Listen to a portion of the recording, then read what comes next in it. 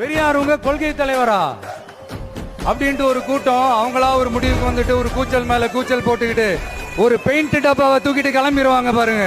பெரியார்ட்ட போய் பெண்ணுரிமை பெற்றுங்கிற, அப்புறம் வேலுநாச்சியார்ட்ட எதை பெற்றீங்க? எங்களோட இந்த அரசியல் கொள்கை நிலைப்பாடு எல்லாமே யதார்த்தமானதா இருக்கணும். இந்த ஆல்டர்னேட் பாலிடிக்ஸ், ஆல்டர்னேட் ஃபோர்ஸ், மாற்று அரசியல், மாற்று சக்தி, இந்த மாதிரி ஏமாத்துற வேலையெல்லாம் நாம எப்ப செய்ய போறதே இல்லை. இங்க ஏற்கனவே இருக்கிற அரசியல் கட்சிகள்ல 10ஓட 11 இன்னும் ஒரு மாற்று சக்தின்னு சொல்லிக்கிட்டு இந்த எக்ஸ்ட்ரா லக்கேஜாலாம் நான் இங்க வரல ப்ரோ.